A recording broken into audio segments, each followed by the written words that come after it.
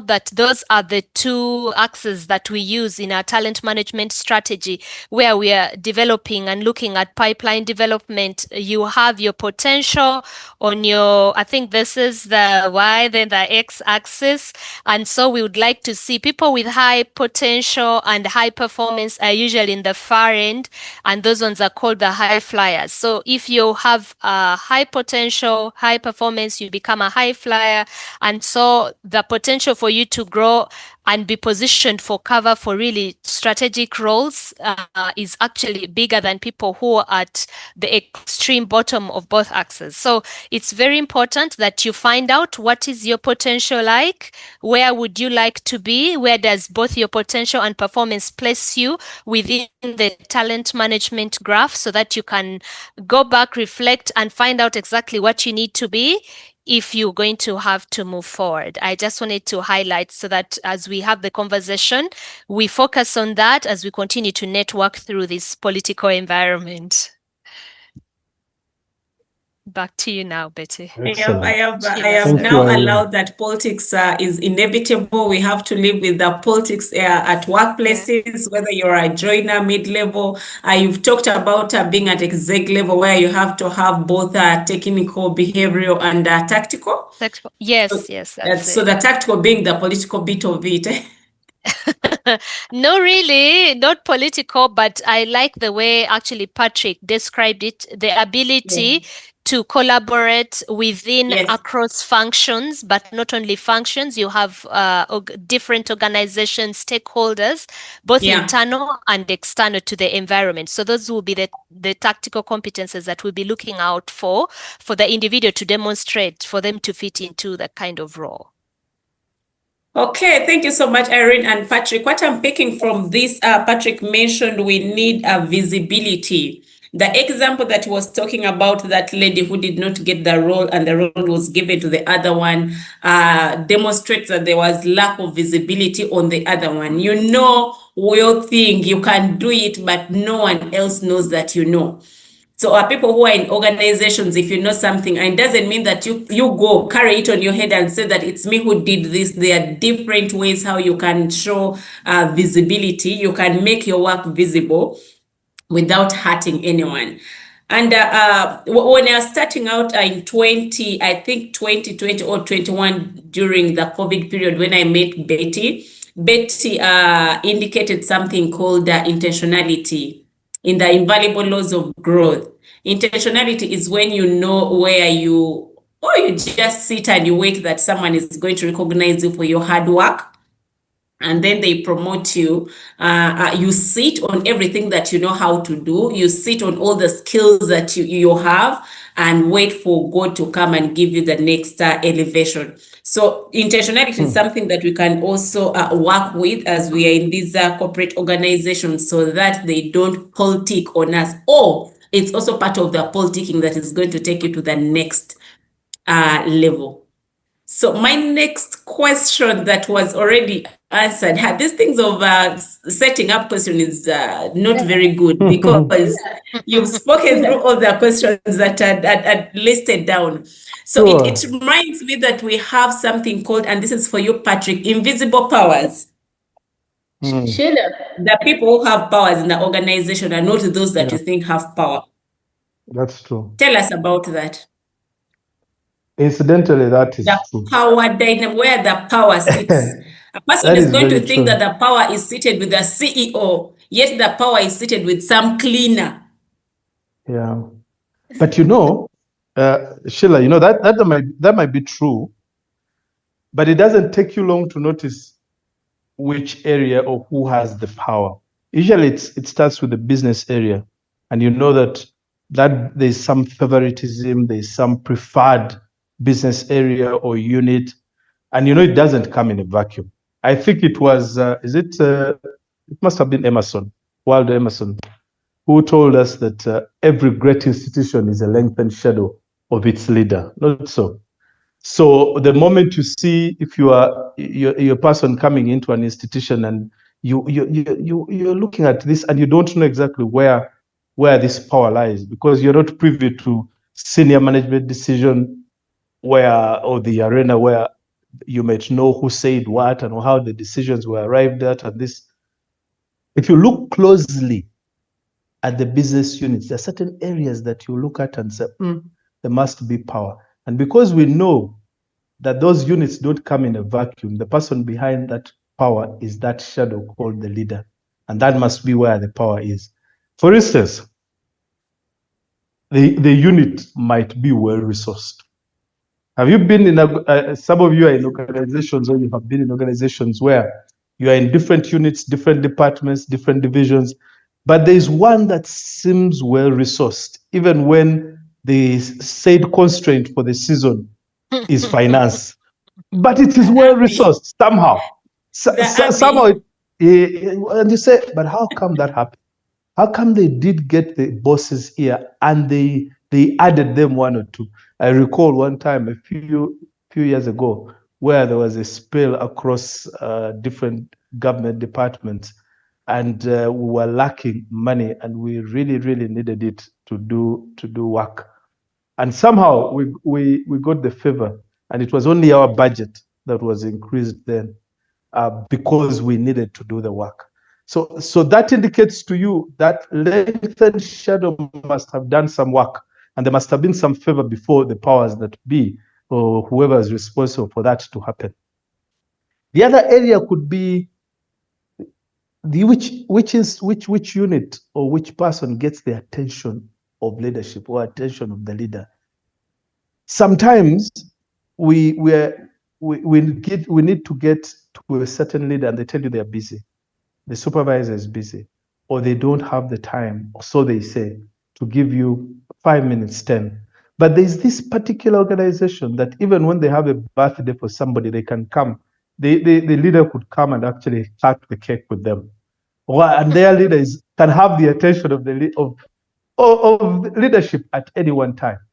There's also this information. This person gets, you're seated around the table, you're all executive and the rest of it, but somehow this person has more information than you do. The person knows which transfer is going to happen tomorrow. The person knows what might happen in the restructuring. The person knows, as you say, but we are all at the same level. So, but how did you get that? Hey, there must be an indication that you are not on the same page in terms of informal influence. It could also be praise. This attention would come from maybe praise. And you say, every time the leader stands up to say, they don't talk about Kawunkubi as your place, so they don't say, they say, this person is so and so, this person is good. Of course, that is direct, and you know, this person must be of influence. But there's also one area that I learned during my time in corporate space. One time, I think it was 2000. I told Betty that for me, I'm not an HR person. I'll give you how I navigated it through stories. One time in, I think it was 2005, I was the company spokesperson. And that time, they had just, I think the PPDA Act was just being formulated, or it had just been enacted, something like that. And so every time, and you know, when you're in PR and when you're in that side of the show where you have to represent the institution, you want to do things very fast all the time. And so we're always clashing with the procurement people. So at some point, the procurement people had nowhere else. They were in a fix. They decided to take it to the chief executive. And before long, we're all summoned, the head of the procurement, and then my side, this side. And I was in the dock. I knew I was finished. For sure, because I knew I'd flouted most of the procedure there, and I had done that, but strictly for the good of the institution. As we sat there with this very strict arbiter, after he had poured out his heart on why it was wrong for me, and had accepted I'd done wrong, the lady boss who was reporting to sprang to my defense. And she said, but look here, this gentleman does these things for the good of this institution.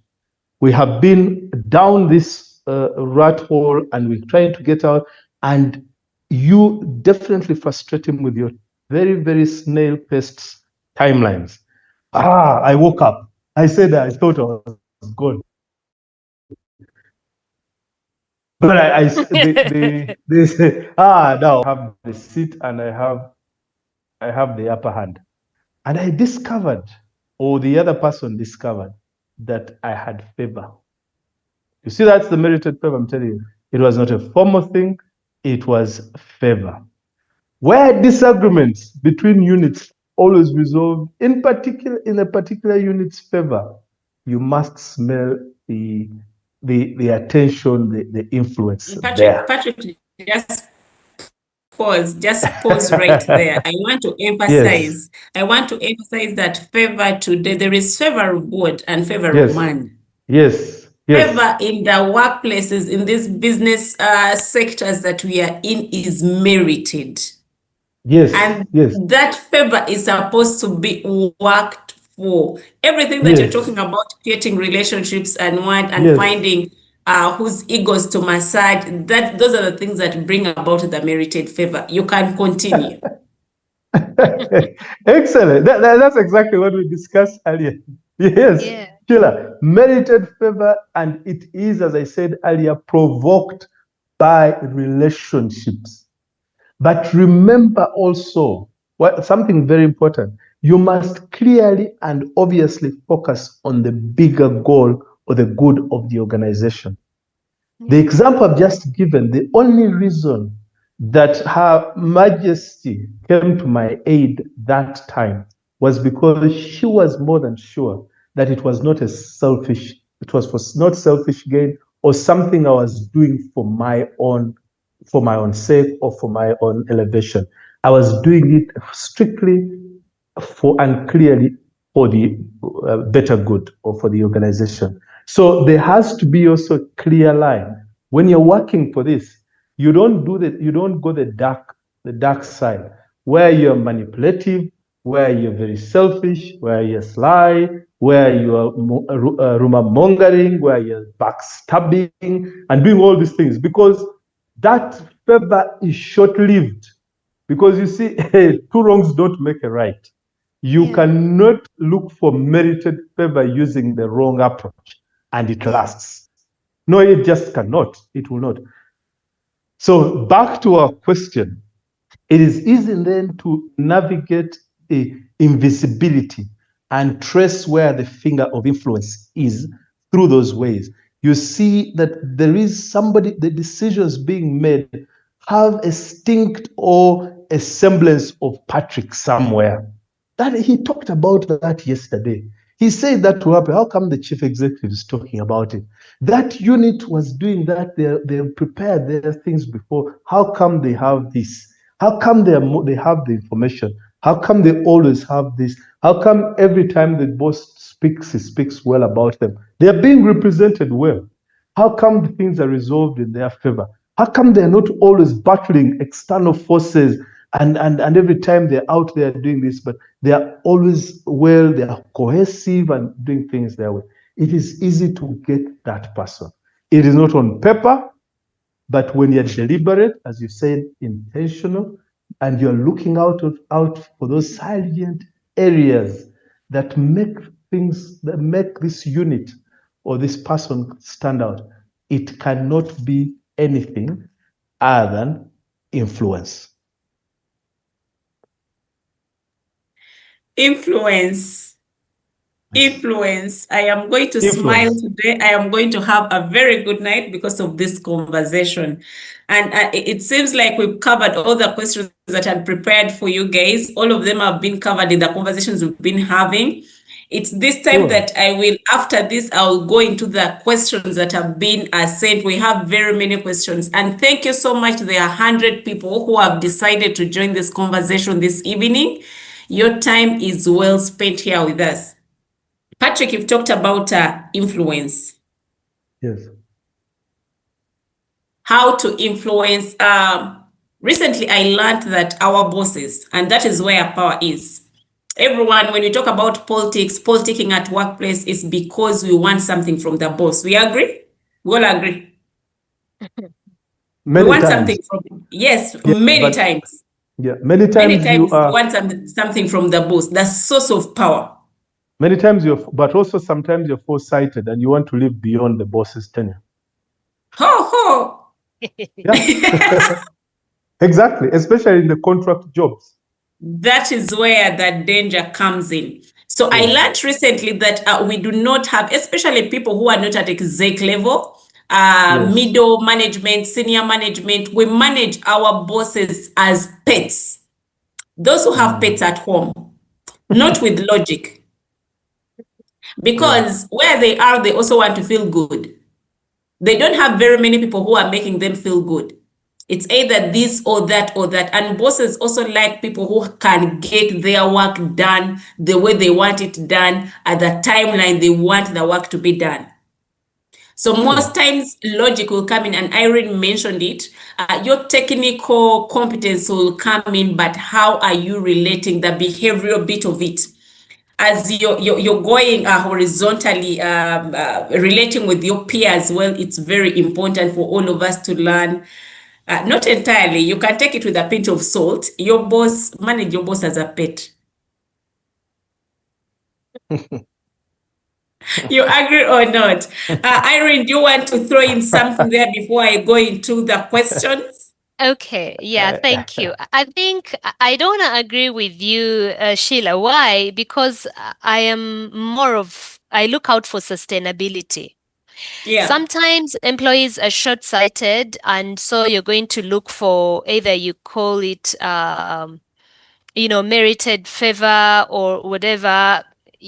Some of that is short-lived, and Yeah. then the employee's mind is sort of clouded with this, superficial merited favor because because of the moment. And that is why I go back and encourage employees, draw out your life map, your Yeah. career life map. Where do you want to go? What should you do? As you do all these things that we have shared here today, I like it that Patrick has really given his experience and examples. Reflect on those and try and draw out where you want to be, because you're going to manage this boss as a pet, like you say, by giving, I don't know, people give outrageous gifts, then the birthday they are crowding the boss with all the flowers and the cake. But guess what? When the when the wave changes, they'll actually forget about all those things.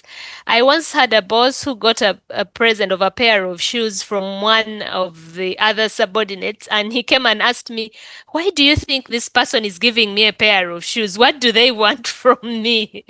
So you want to also be very, very cautious. You want to have a very clear and balanced relationship with your line manager or with your colleagues, so that you're not understood in the wrong way. So again, try and work on yourself, have the meaningful relationships, but make sure that I've seen a lot of questions around visibility. Make sure that your visibility is genuine and sustainable. Do Yeah. not become a one-hit wonder. We look for Wow. consistency. Yeah. Yeah. When you look at your performance ratings and all, we say good. When you're a good performer, you're meeting the targets at bay. When you are a high performer, you're meeting your targets once in a while, but not all the time. When you're exceptional, which would be the highest level of ranking, then we say these employees exceed over and above their set expectations all the time. So you want to be that kind of employee. So there are things that you're going to do that actually are going to get you there. You're not going to just live life as is and think things are going to happen. Patrick talked about his experience where he had to burn midnight candles. He's out in the field, then he comes back, he has to work on a midnight report, and that must be reviewed in the morning at 8. It's not magic. I like it that Patrick said that somehow it got him merited favor. But Patrick, to tell you frankly, it is that work that you put in that actually paid off. Nobody does the kinds of things that you did and will not be recognized. God has already, granted you the favor. He's given you the energy, the knowledge and wisdom. You're doing all that, and you're actually even doing it very well by putting in extra time. You're going to thrive. You're going to shine, whether within this industry or even outside the industry. I like it that The you talk attitude about is your right. 20, yeah, I like it that you talk about your 20 years of experience and you have maybe since left the corporate sector and all, but you're still thriving. Why? Because you were nurtured. We talk about the furnace, the furnace that you're going to excuse me, Betty. I'm going to use a little bit of a Luganda word. They say the tanulu, where they hit the Yeah. bricks. When you go through that fire, by the time you come out, you're ready. Nothing will shake you. You will be focused. You'll be determined. You'll actually crack through through walls, and all those difficult situations will not even bother you. And I'm sure, Patrick, today you look back and you see the level of resilience that you had. And when you compare it with your colleagues, many of those that took, life lightly and they thought those soft office politics were going to deliver them, today they are actually facing the moment of truth. You're now out, you're in the field, and if you did not strategize, put in the effort, get those competences, both behavior, technical and tactical, they cannot actually negotiate for contracts for maybe their own, farms and all those kinds of things. So coming back to your question, Sheila, the thing is, do what you have to do, but make sure it is sustainable. Those things of one hit wonder and Sustainability. thinking that they're going to work, no, that actually exposes you. It will create so many opportunities for you, both internally and externally. I mean, you could be in a position and you're saying you're not moving, yet you have colleagues that are being headhunted left, right, and center, and they're going to Serena, no interviews, but certainly to negotiate their contracts. What are they doing differently that you're not doing? So reflect on yourself. Don't give up on you. You have the opportunity. Same 24 hours, same red blood running through the veins. You have the same platforms. So let us focus and then go thrive. Back to you now, Sheila. Sheila, Okay, can I add something? interesting. That's very Patrick. interesting. I want to add something. Okay. First of all, I have learned a lot in that submission. So thank you, Irene. Just give me, hold it there, Patrick. Don't lose it. Okay. Our 100 people, you're still here. This is sustainability. For 1 hour, we still have 100 people. Tell us, show us if you're listening in and you get this is making sense. Just give us a thumbs up. Okay. Give us a thumbs up, please. Arthur, we are ready to do another very one. many. Vivian, Mary, Prosy, Maria, Gladys. Thank you. Thank you, guys. Patrick. Wow, thank you, guys. Okay, you see, I was listening to Irene and I was thinking, there are so many surveys out there that show that employees quit offices, due to office politics. And we all know from an HR perspective that people don't quit jobs, they quit. People don't quit jobs, they quit people. If you look very closely, they have not quit that job. They've quit your inability to connect with them and get better opportunities for them, whichever way you look. So there are so many surveys out there that talk about 30% of employees quit due to office politics. But when it comes to the Gen Zs and the millennials, the percentage is even higher. About 40% plus. In fact, in the US, it's over 70. And I was asking myself, why is this so? And from the submission of Irene, I discovered that there's an element of lack of self-awareness. Because I need to know, I need to have the ability to read other people and understand how they see me and how my behavior affects them. Because not until I have that ability, I had a driver who did not know that he was coming off very arrogantly with others because he held a master's. And therefore, he moved from one office to another, and nobody wanted him to be elevated into an officer position until he came for mentorship. And I had to tell him, you need to have a self-reflection of what is missing. Your competence, yes, you take it, but are you aware how you come off and your behaviors affect others? You could, like the question says, you could build very good interpersonal influence. You study your boss, you know their agendas, you know their preferences. I've seen this in politics. By the way, I tried that in my youth in 2001. You have seen, even when it contradicts any standard, but you have seen how the person behaves, what makes him good, especially if you're studying a narcissist.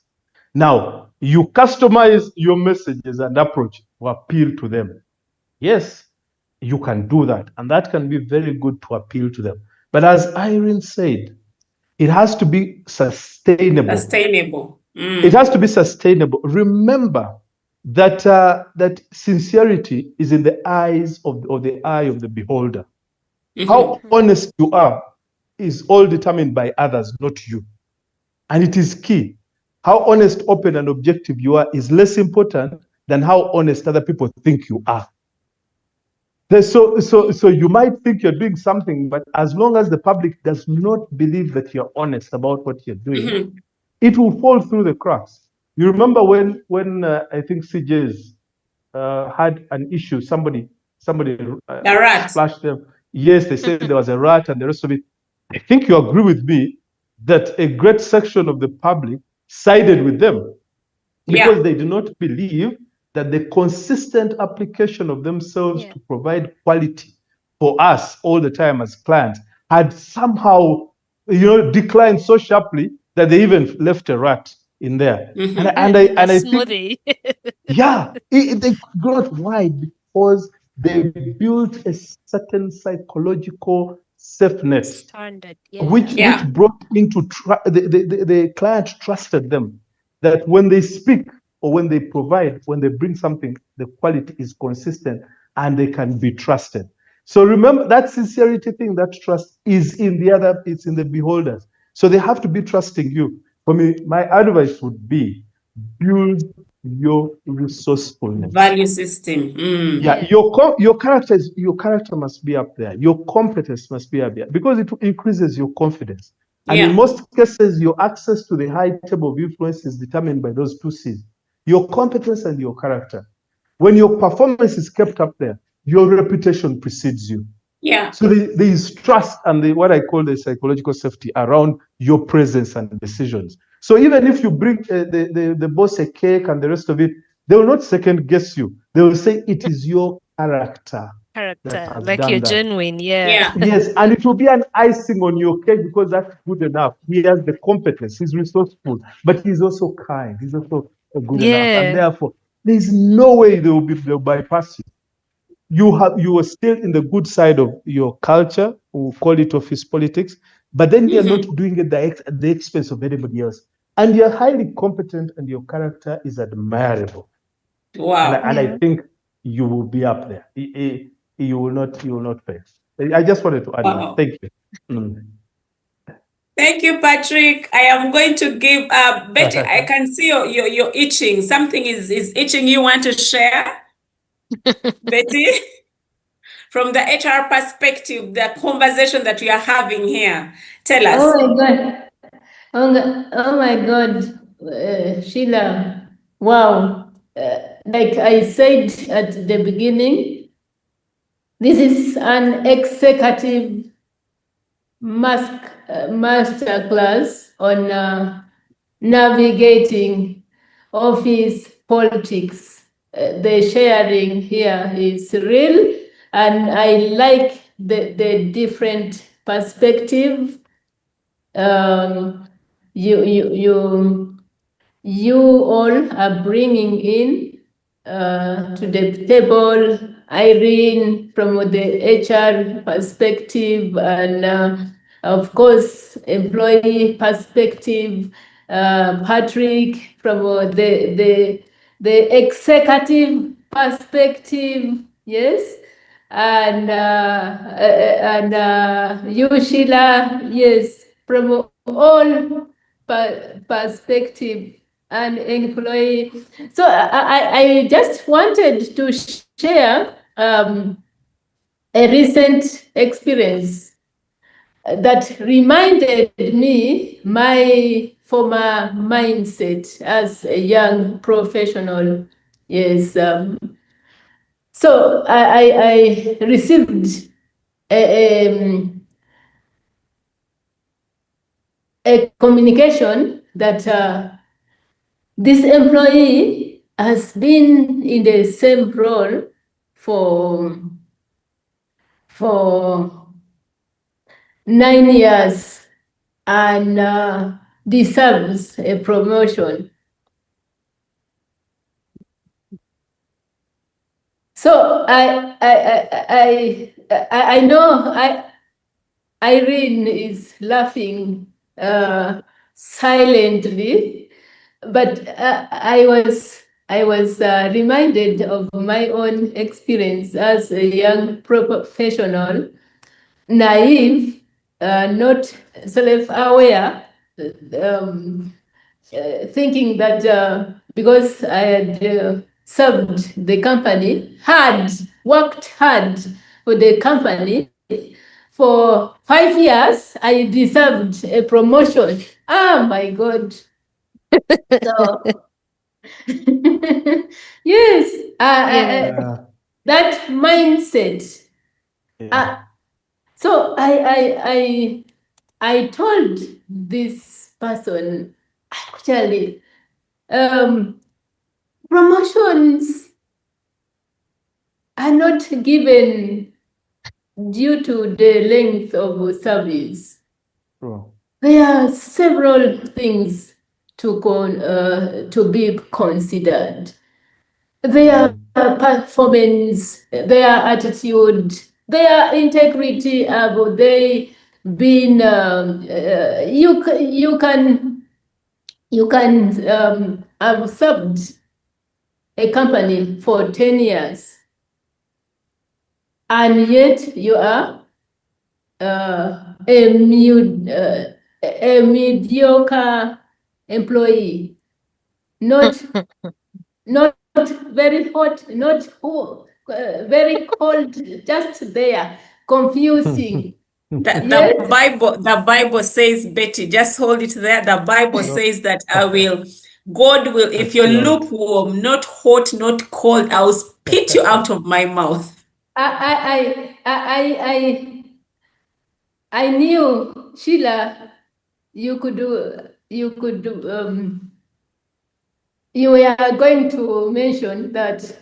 That is why I actually technically, tactfully did not mention. But yes, there are many things. And if you are here in this room and you have that same mindset, and it was not even the employee who was talking, it was another third party. Can you imagine? Yes? The employee is just relaxing there.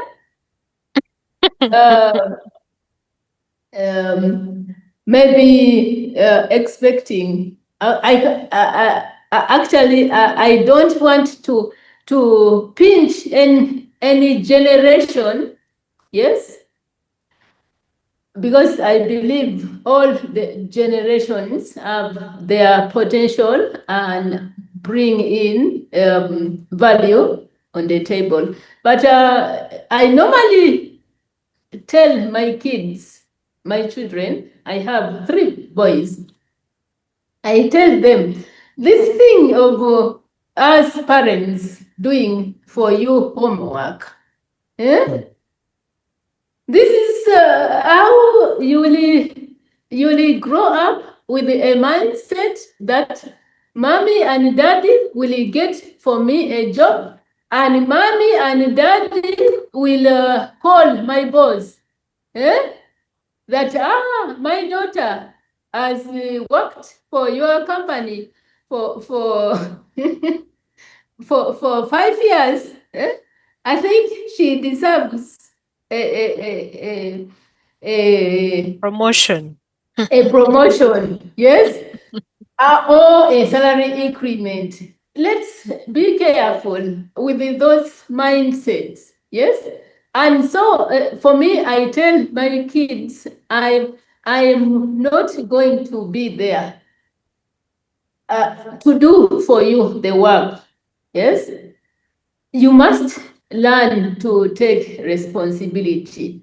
And that is what Irene was saying. Do you even know do you even know what you want in life? Yeah. Do you Yeah. even have a career plan? Yes. Do you Yeah. know who you want to become? And do you know how you will become what you want to become? Nobody is a permanent asset in any organization which they have not founded. Actually, even if you have founded that organization, you are not a permanent asset. Yes? And Yeah. so it is important that employees take full responsibility of their career. Managers, your supervisors, our supervisors are not miracle workers. They don't. They don't perform miracles to promote you.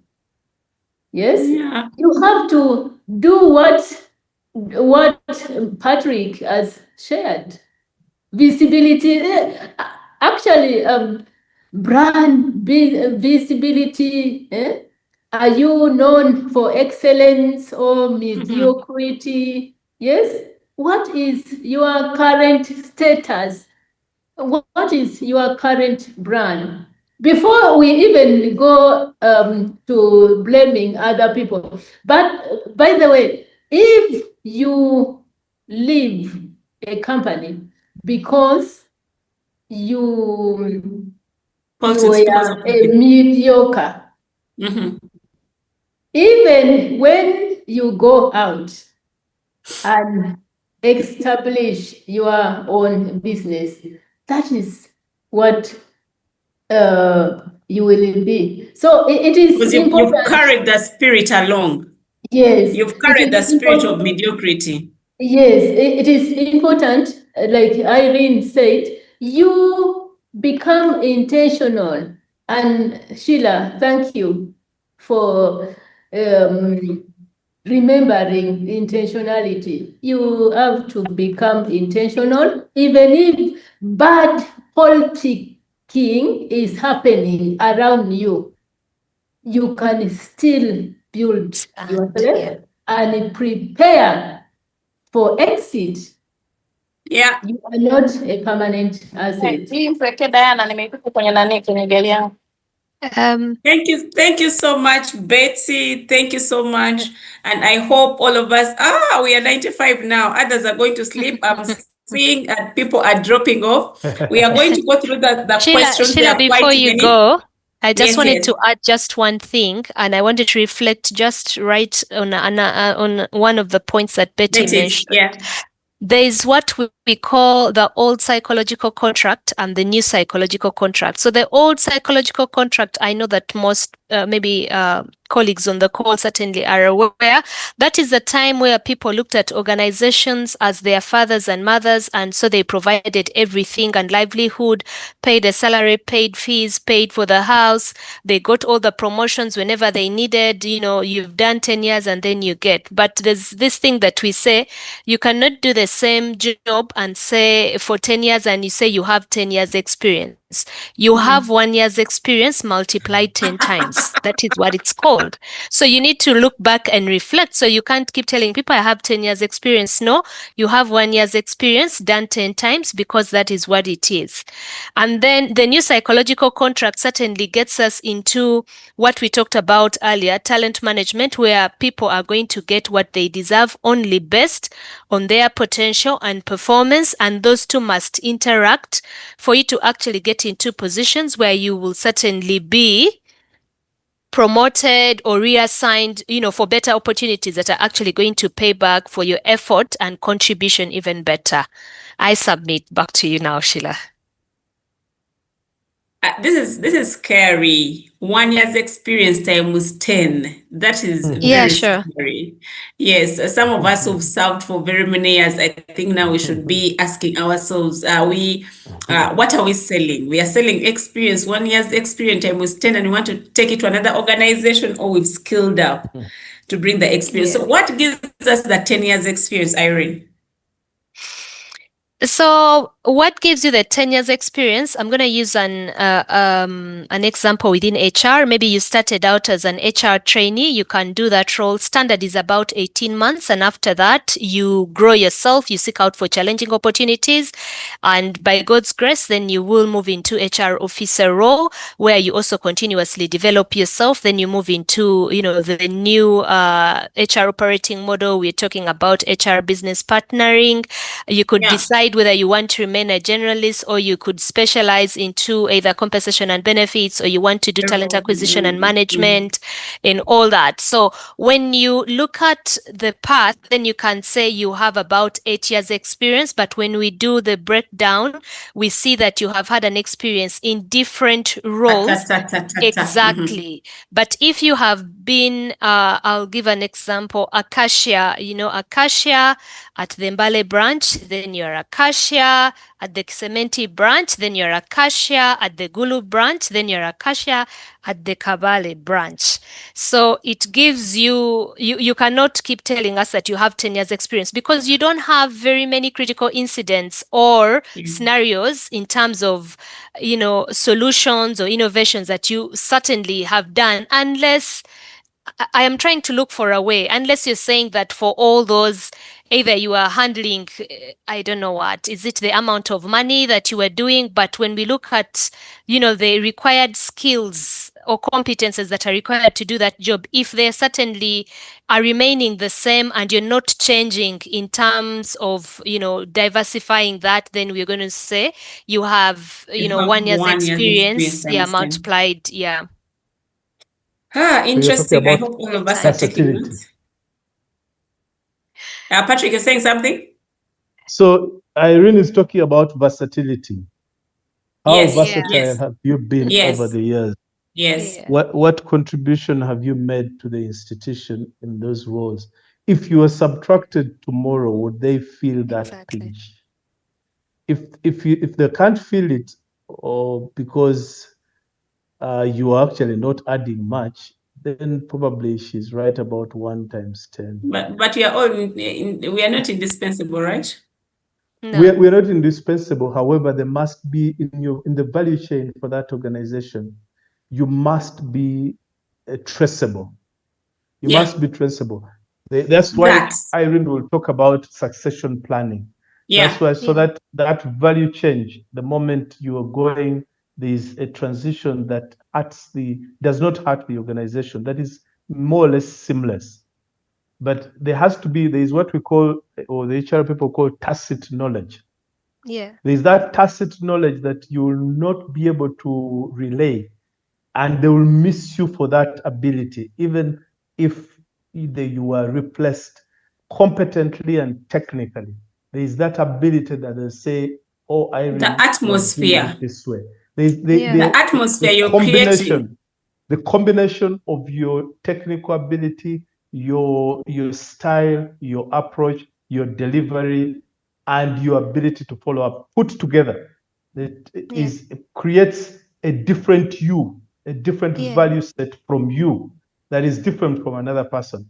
And so when you take it from one unit to another, it will operate. I'll give you an example. I was and I take it to be a blessing. I was a 3-time commissioner in the Uganda Revenue Authority, because I headed tax investigations at one point. I headed domestic taxes. I headed corporate services. These are totally different departments, but the value chain for each is different. And you must bring a set of skills for each one of them that will make a difference for the overall organization to perform. And that makes the difference. Sheila, back to. So you're leaving by saying that we are all dispensable, but you should be traceable. That's what I have noted. Oh, that's a good one. Okay, that's what you have said. Yeah, but that's a good one. Yeah, Yes, it's a good one. Yeah. That's what you've said. Interesting. I've noted that. So, That's ladies a good one. and gentlemen, and the other ladies on call and gentlemen, we have 1,000 questions. I think we are going to take this time to go through the questions. Before that, I want you all to breathe in and breathe out, and all the 100 people that are online, take 1 minute to breathe in, breathe out, gives us a thumbs up. If we should still stay here, then we are going to go into the questions.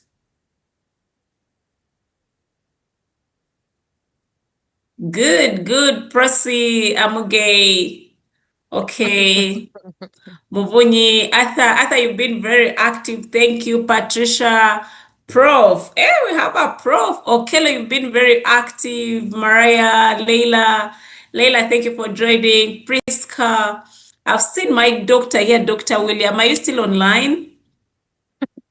Cynthia, Sandra, It should be. Judy. I think Dr. William is Hey, still online. yeah.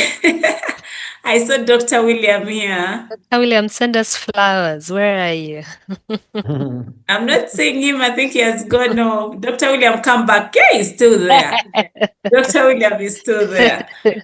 Okay, thank you so much. Thank you, ladies and gentlemen. Thank you for showing us some love. So we are going into the questions. Patrick and Irene, the questions are long, but I want us to take just a few seconds to answer them, right? No worries. Yeah. Good. So someone called Beatrice asks, how do you know when playing politics has crossed into compromising one's values, beliefs, and religion? That would be yours, Irene. All right. Thank you. I think for me, it's like, I know that Patrick mentioned a little bit where he said there are shades of gray. It's black and white, you know? I mean, as Christians, we have particular values that we believe in. You're going to believe in transparency, patience, confidentiality, fairness, you know, and hard work at the end of the day. But I'm going to give a realistic example, and it's something I was discussing this week with another colleague of mine. When you see, for example, people that are not putting in the work, you know, being rewarded for being lukewarm, then you know that something is wrong with the system. And that is where we are going to rely again on things like our organizational, you know, policies. We are going to rely on things like performance management to certainly give us the standard structure and acceptable, you know, measures that we are going to follow if we are going to base on, of course, qualification, experience, and performance and potential to certainly award and promote people. So when you see that there's a compromise and you're seeing, of course, Muslims are included. I'm just using, I know that Muslims equally have, actually for them, they even have the tougher Sharia law where they're saying when when one hand, you know, steals, you have to cut off and all. But I'm using the Christianity approach because I'm very familiar with the instructions in the Christianity faith.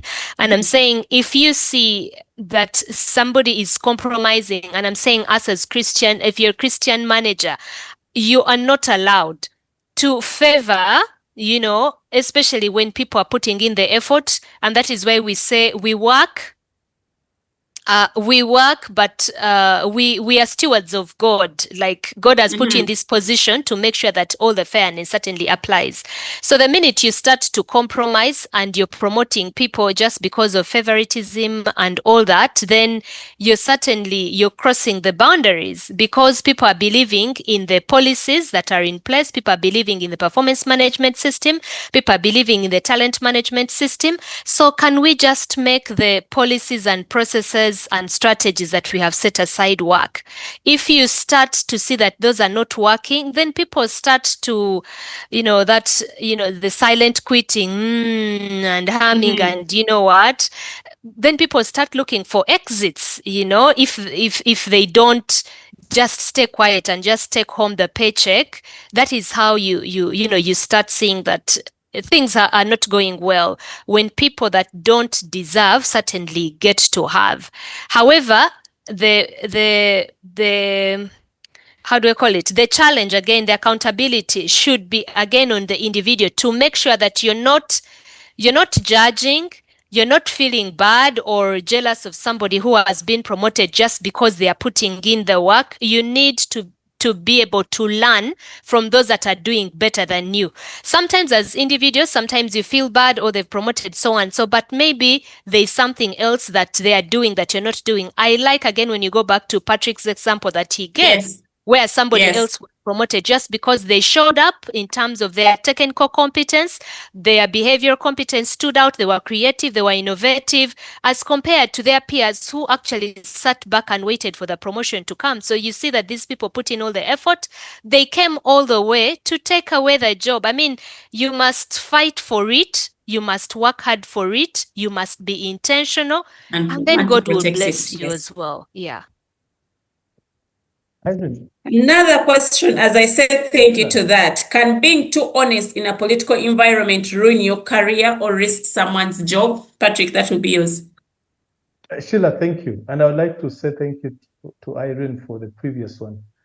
And as a person who worked in public service for quite a long time, and I'm now working in international organizations, and the private and public, I would add that realistically, there's a very big difference. When I talked about the shades, those shades happen especially when you when you climb to the very top of some of these institutions. And I think for me, what I have learned over the years is, as a Christian, by the way, what I've learned Yeah. over the years is that you remain as objective as possible. And where something is going to compromise a standard that you have set, your best approach is either silence or withdrawal. Yeah. Because the decision you are going to make, if it is not in the interest of the larger group of the stakeholders that determine where you are, it might be to your detriment. So it's important for you to objectively and clearly state why you believe that a certain approach that has been suggested to you is not going to bring out the best for the organization. Remove the focus from yourself, because when you leave the focus on yourself, you come off as self-righteous. Don't put the focus Selfish. on Yeah. yourself. Yes, put the focus on the benefits of the organization. If that approach is done, the organization is going to be lucky. Not you. I cannot do it because I am a local. I cannot do it. No, no, no, no. You're putting and getting all the barrows to you, and they'll just flush you out, and they will continue normally.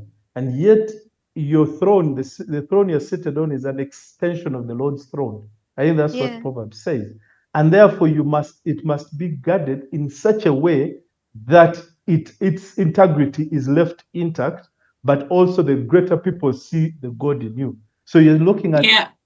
if that is done, if that promotion is done, if that deployment is done, if that person is brought here, he won't be as competent, and soon enough this organization will go down. And I Exactly. think we would rather have the other person. And for this one, let us get for them this other position where their competence is. I have seen that salvage so much and does not bring in that antagonism, because most cases you're working at the whims of a certain person more superior than you. Never mind that it's God who placed you there. Yeah.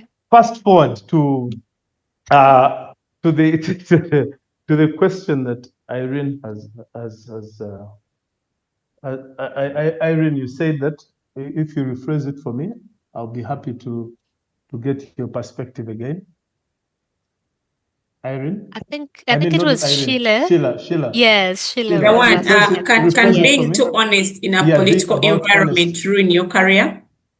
I think that in a way I've been answering that, because Yes, you did. what you call too honest, in other terms, it's supposed to be honest. You're either honest or not. It's You're one of the not Yeah. two things. honest. It cannot be two of the same things. But the thing is, yeah, there are no scales. You cannot calibrate the scale of honesty. And you say that one, that's where the white lie comes in. I think, in my opinion, if you're going to conduct yourself in a way that the others are going to perceive you to be honest, fully honest, you just remain true to yourself. Yeah. What would Patrick do in a situation like that? What would your mentor or somebody you look up to or others look up to do in situations of that kind? Would they tell you, would they give you a white lie just to measure up to what you expect or to keep their job? Or will they paint for you the bigger picture so that you understand and it's ultimately in your hands or the reason is yours or your backing is yours for you to make that decision as the boss? For me, it doesn't come down to about being too honest. It comes out to having a blueprint of yourself. Yeah, yeah. Being self-aware that this is exactly where my standard is and the standard of the organization is. If we are aligned, then that is good. If we are not aligned, then it's also good for you to take a walk It's without unfortunate. burning that bridge. Yeah, you just take a walk. Don't burn that bridge and say that is not possible. If it is something you can resolve without burning the bridge, without hurting others, without doing anything, it doesn't make you too honest. It just makes you realistic in the circumstances. And as long as it does not antagonize your standard. The Christians have a set standard. There are people who have set standards. Muslims have set standards. Yeah. They know what they can do and what they cannot do. When I was in school, we had a chemistry teacher, and he's still available, I think, but I don't know. He's since retired, and we were told at some point, I think in high school S3, that he had been offered a job with Uganda Breweries as a chief brewer, and he was one of. And those times in the 90s, there was something we used to call bazukuf in the Balokole sect. They used to cut their hair, shave clean, and the rest of it. There were really, really people who were so grounded in that faith, and they could not take. He said he could not take up that offer. He just could not see things he can do and things he cannot do. That's his standard.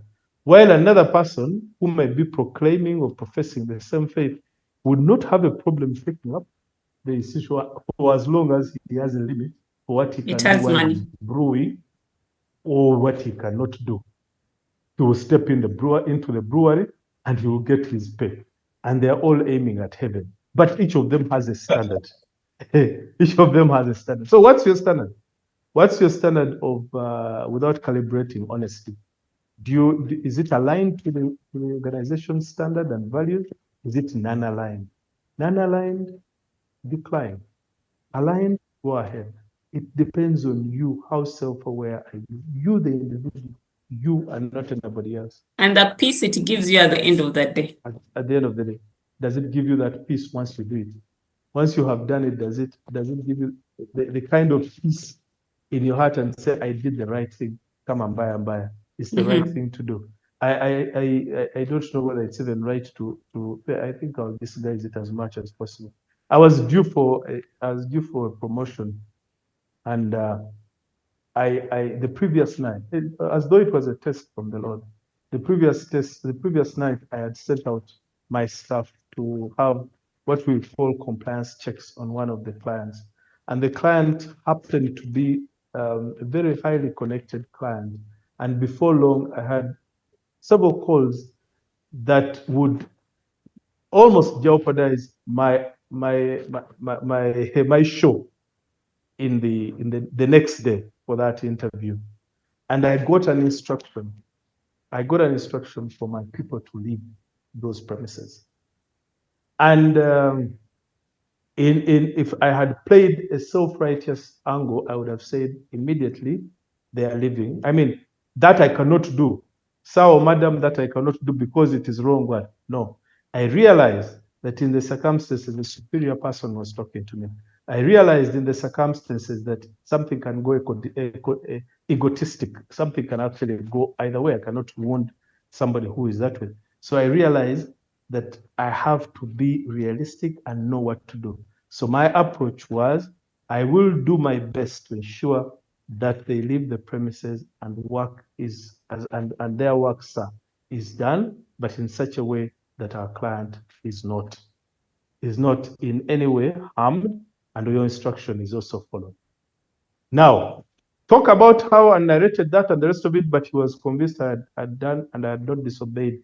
And I walked to the premises and I supervised it myself, and they did not leave. That is one. The client, because I worked there at my level and stayed there the whole evening, we left at 2. And we had compromises done in there that would not undermine the standard of our work, but also left the respect that we had for the job, the respect my staff had for me, and then the esteem they had for themselves not being undermined at the job, that I would get the phone and say, we have been ordered, get out.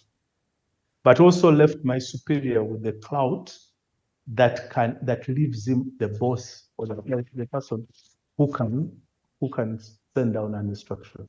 So you have to use your God-given Wisdom. wisdom Yeah. to circumvent some of these areas. Yeah, I think we need 3 hours. Thank you. Interesting. We needed more hours. This would have been more a physical interaction than online. So I'm going to run through the questions, and each question, let's give it just a few seconds. This one, I'm going, even when it has been answered, I'll still read it because I want to respect the people who took their time to type the questions. Why do managers think only those who are allowed are the hard workers or competent than those who are not? That was answered in a way. Another one, Daniel says, I believe that policies, that team collaboration and team collaborations are often undermined by the office politics.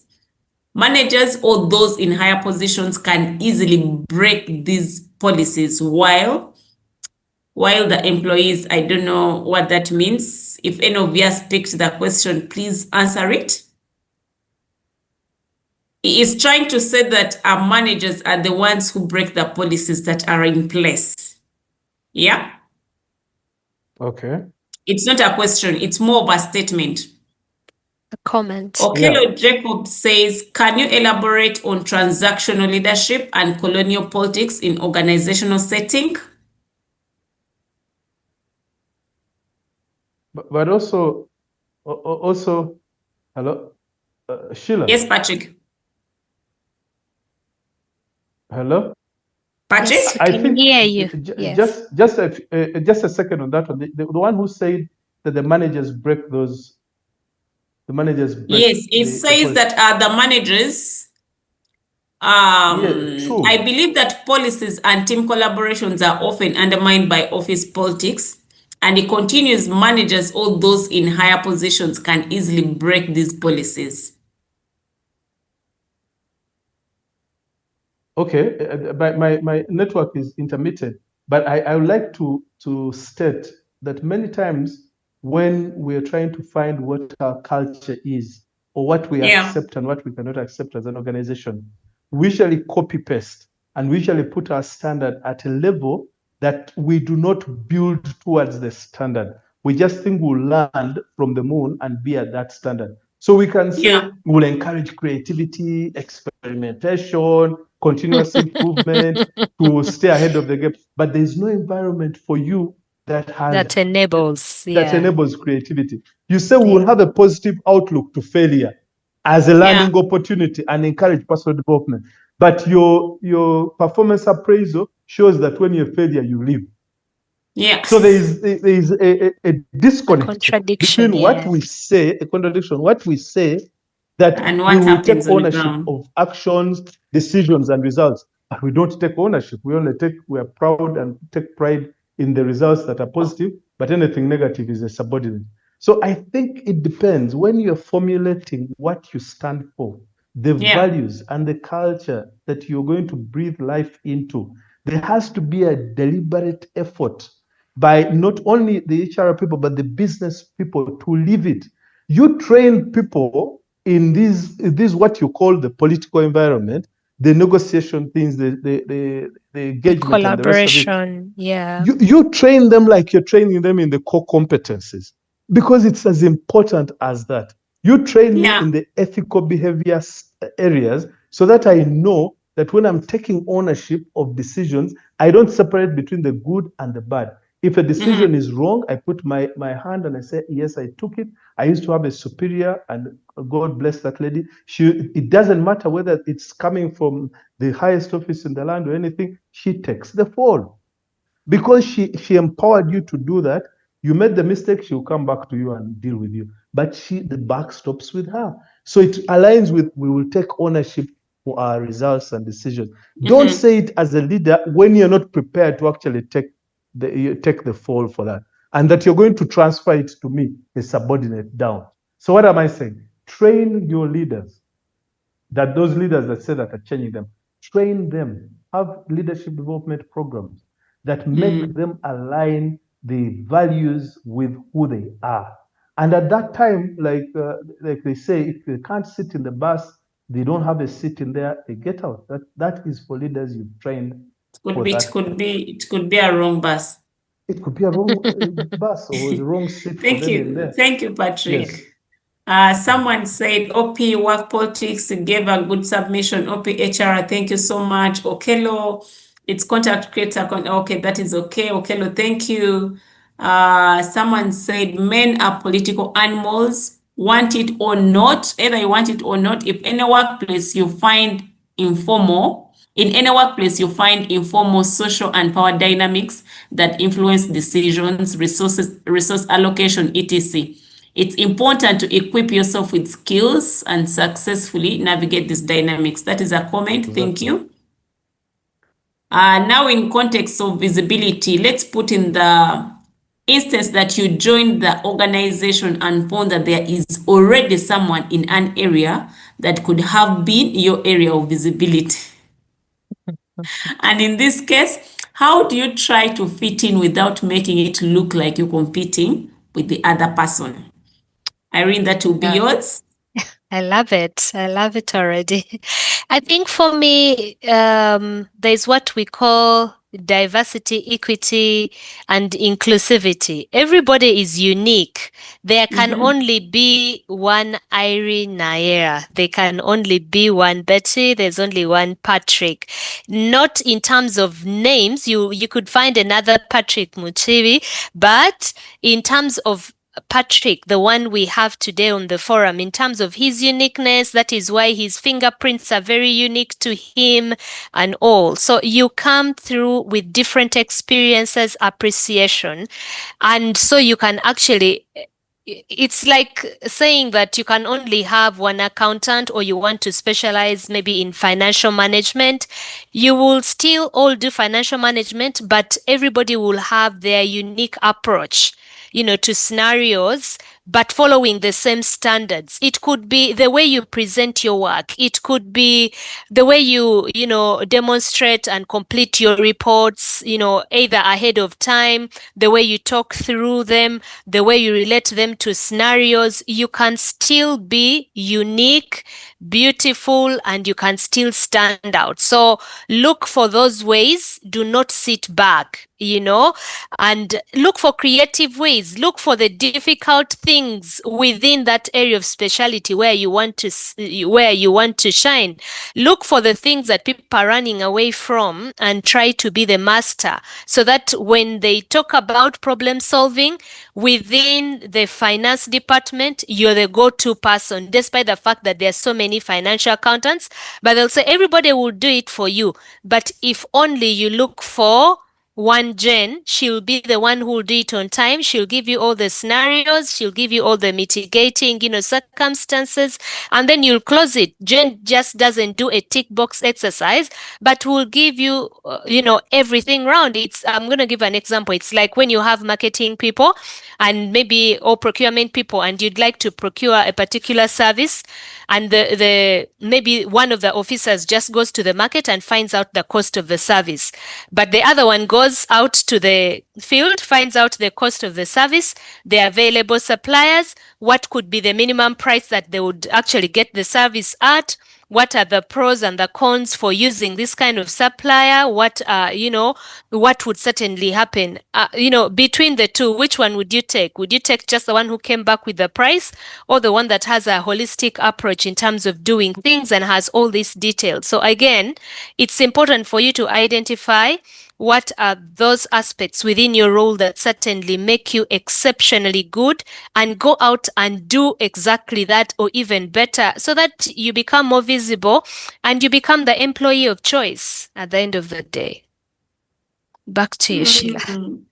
Thank you. I was waiting for the comment on marketing. I was looking at you like this. What are you going to say about marketing? Marketing people are special. I skipped them. That answers Priska's very detailed answer. HROP, you've been very active. Thank you so much. Okelo says, how can you guide us to live outside the box as we serve our organizations? Irene, you're going to answer that again briefly. Just take a second to answer that. I But think I think you've answered that as well, though you can yes, add. we talked about career maps. You need to define, but I also like it that Patrick actually said you need to think ahead, look at what the trends are, where does your organization need, to go, or what are they focusing on? Some of us are in organizations, but we've even never had a look at the strategic plan. You don't know what they're planning to do the next 3-4 years, but you'd like to certainly grow. So you don't know how to incline yourself into the areas of specialty where you could actually shine. So take time, understand your organizational strategy, find out whether that aligns with your own personal career strategy, draw out your roadmap, and then go out and develop your competences and look out for the opportunities. Remember, the basic rule is get ready for that job, whether internally or externally, but bottom line, get ready. Thank you, Irene. Irene, there is another Irene Mulora said, the road to work for half of the employees today is like their personal funeral procession because destructive office politics. She goes ahead and says, it gets even worse if it's sponsored by top leadership.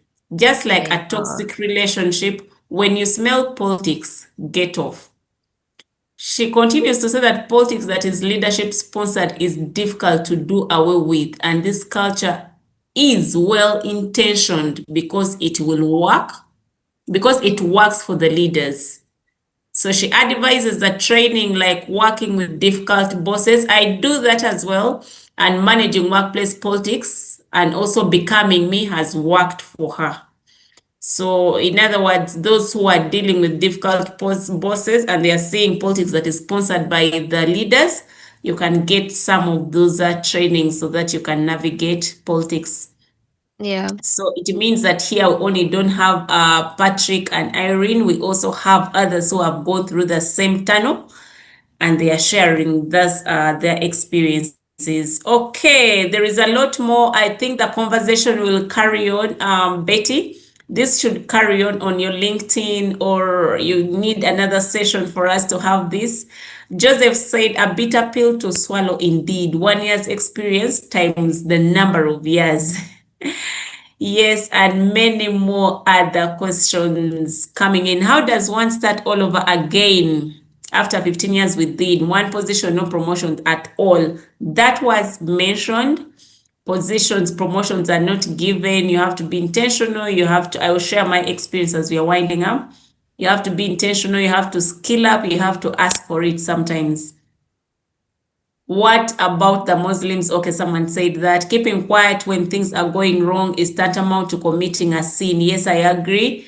Yeah. You have answered me beautifully, Irene. Thank you so much. This is a time I say you have incredibly done so well. I am going to, should I share my story first or should I ask for your parting shots first? Now it's you to vote. Share your story, please. So very many things here have been shared about politics, about politicking. I would tell you, this gets a bit emotional. I grew in my career. I think I met Coach Betty in 2020, if I can remember. And that time I was a marketing officer. And I think she kind of knew. I did tell her then, but she kind of knew that I was struggling. In her 15 invaluable laws of growth, she mentioned that you have to grow either way. It's like a plant. That's why I love plants around me. A plant will grow. When you water the plant will grow. And when it's living, it's glowing, it's beautiful. So I started my journey. She mentioned that you have to grow either vertically or horizontally, but you have to grow regardless. And that part of the growth is the intentionality. You have to identify what exactly do you want to become. Irene mentioned that as well, in the next 2 years, 4 years, and what skill set do you have that are going to sustain you there? And what are you doing? What relationships do you have? Who is sponsoring you? Who is mentoring you? I started on that journey from a marketing officer. I think in 2021, I asked for a position that my boss then left after like 6 months. I asked for a position. I told my boss then that there is a vacant position here that I want to take on. And of course, he doubted me, was like, Sheila, this is very heavy for you. This is taking care of the whole country, blah, blah, blah, blah, blah. But then I told him I can do it you test me, give me like 3-6 months, I do it for free.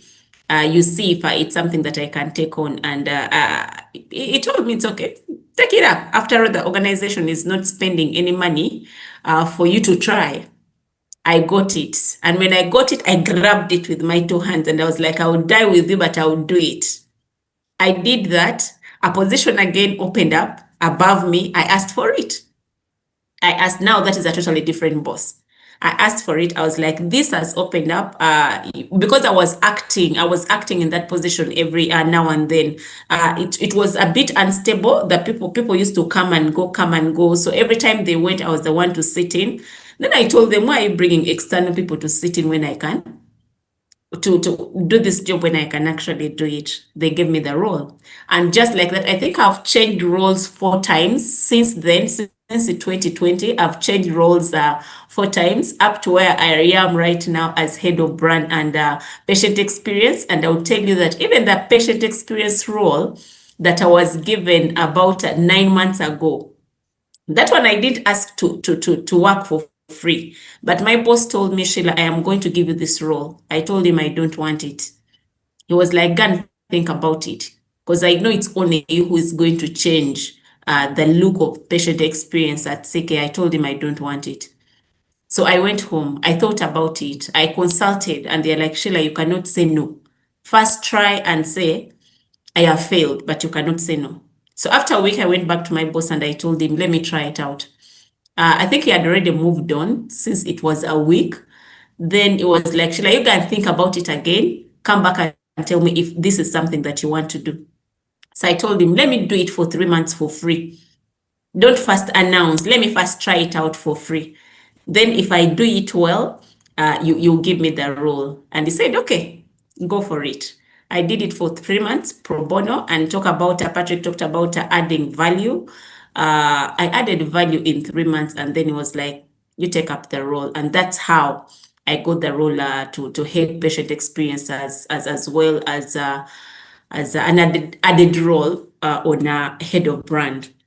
So that is my a small experience when it comes to intentionality and how excellence will always open doors for you. When you're doing something, how much are you putting into your work? How much visibility are you giving your work? Also, who do you pray to? I pray to God. I can tell you, ladies and gentlemen, that for the 9 months I have had, I think I slowed down a bit maybe 2 months ago. I have had the hardest time that people, different groups are going to fight you at different times. When you're done with this one, we even came up with the I have my prayer friend at work, we say the saboteurs. We even had to get prayers for saboteurs, and you pray for saboteurs every single day. And you know the verse that said, any weapon formed against you shall not prosper, and all tongues that rise against you will be condemned. That has been my everyday prayer. And along the way, we brought Esther Irene, we brought Esther on board. So we are like, they are Hamans. We are talking about politics.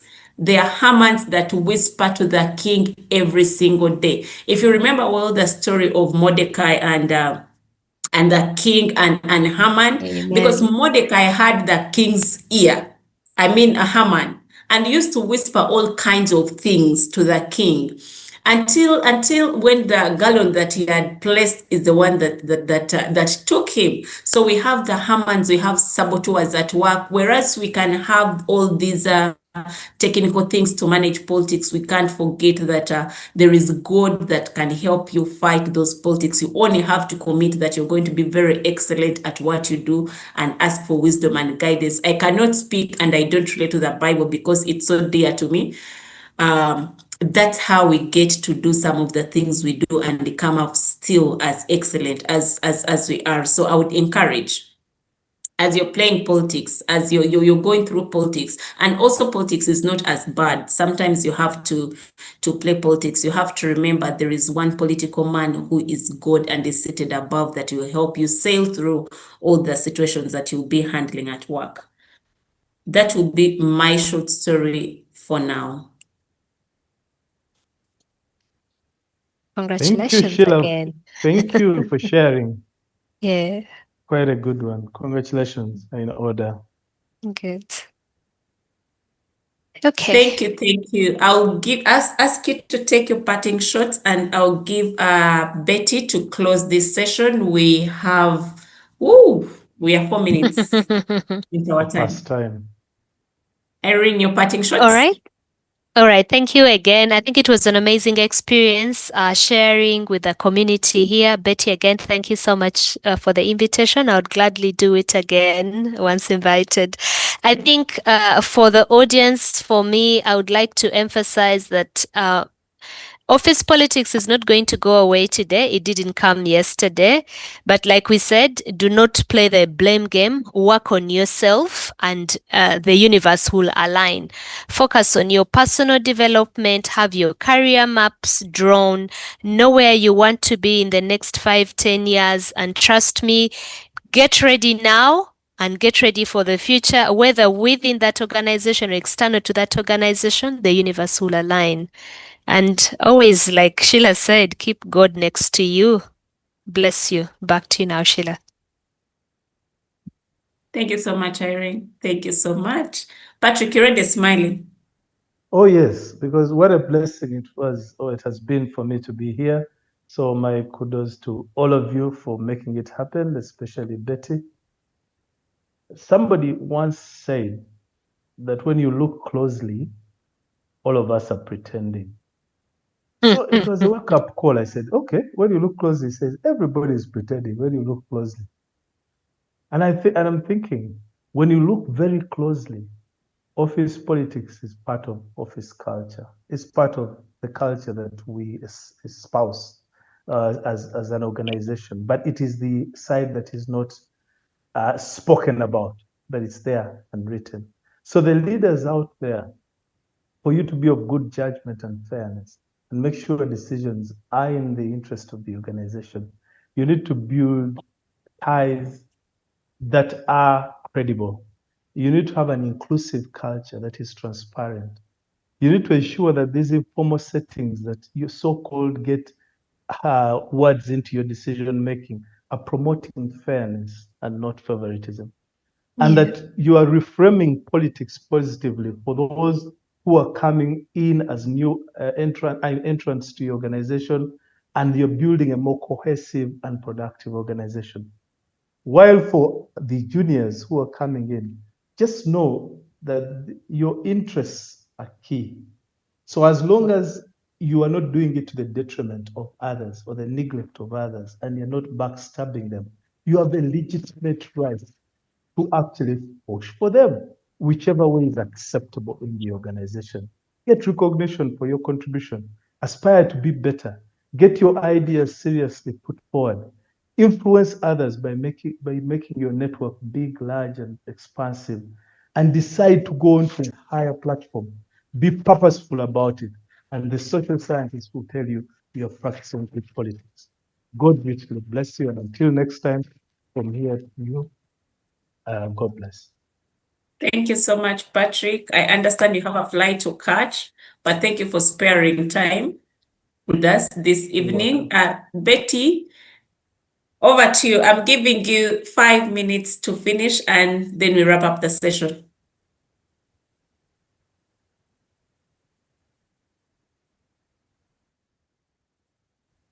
Can you hear me, Sheila?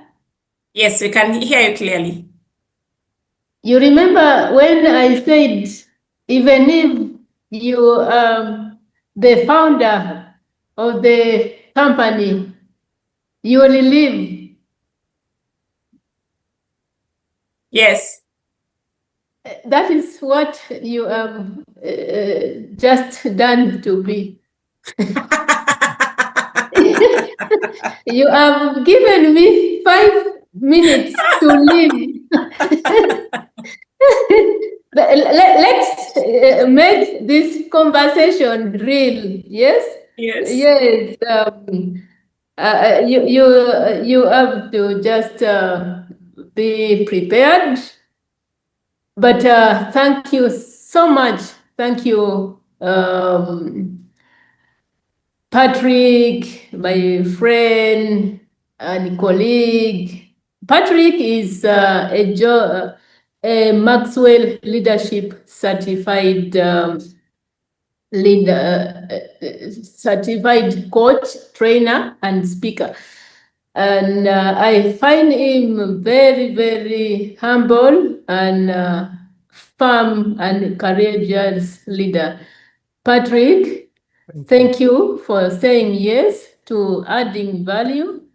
As our mentor John C. Maxwell says, we are people of value who value people and add value to them. Thank you for leaving that DNA today, tonight. And I know you have a flight to catch tonight, but thank you. And I know also that you are going with your cup full. Your cup full, knowing that you have added immense value to this audience. I kept receiving messages from people who were kicked out of the session and could not come back in because we had reached our capacity of 100. I thought I don't take that for granted. Thank you. Then Irene, my friend and colleague in the HR fraternity, I thought I had many awards, not until I met Irene. Irene, thank you for sharing your knowledge and experiences and just your vulnerability and your tough love. I can feel it in even in your submission. But yes, sometimes we need tough love to toughen us because the world out there is tough. Yes. And thank you so much. And I am excited for what is ahead of you. Amen. Thank you so much, Betty. Thank you. So Sheila, of course, Sheila is my mentee. We met Sheila. I will not repeat a story she shared, but I have seen Sheila grow. She is still growing, but I have seen Sheila's growth and experienced it firsthand. We met during COVID when everybody was complaining about being home. For us, we said, we will grow. Even if you lock us, COVID locks us, we will grow while locked. And that is what we did. And by the time the world was unlocking, we were bigger than it. We had grown.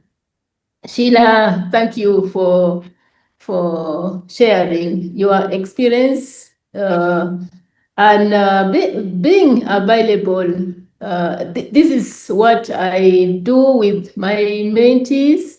I give them platforms to grow, and discover themselves and grow their confidence. It is in sessions like this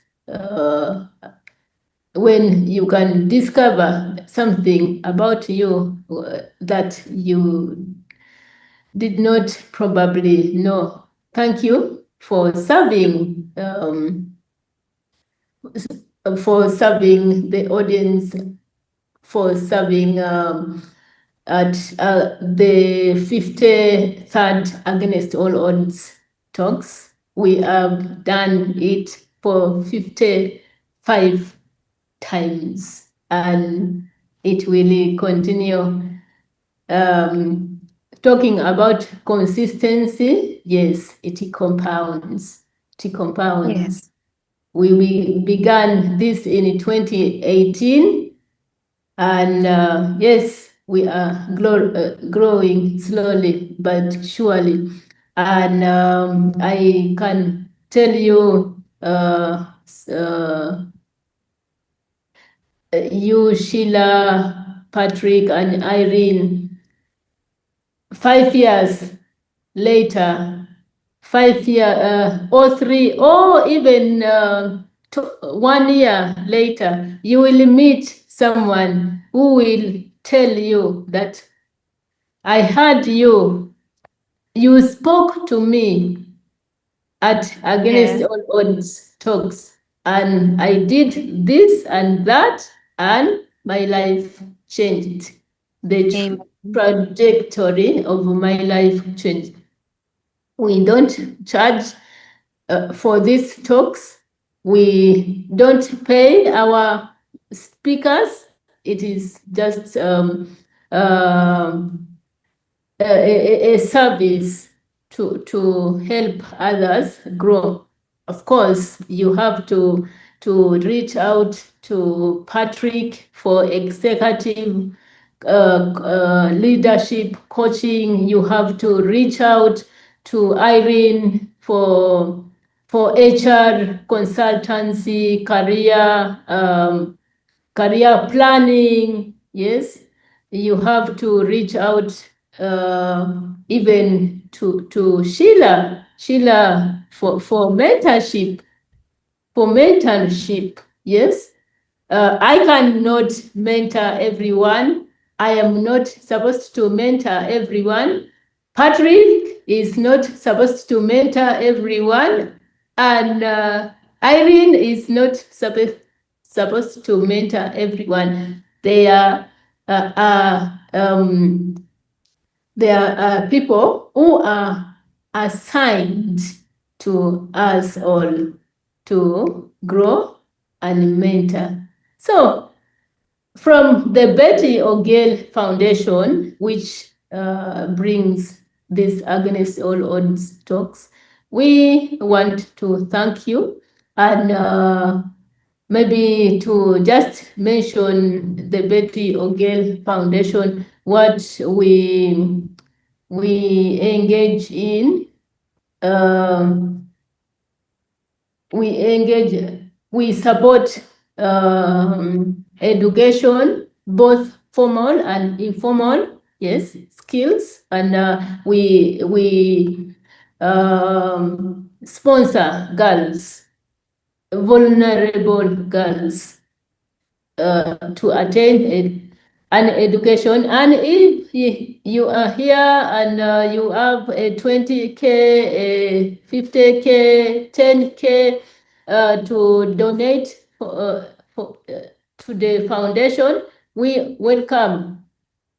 Just today, I was having a chat with one of the students who has joined Chambogo University, and their deadline of registration was last Friday.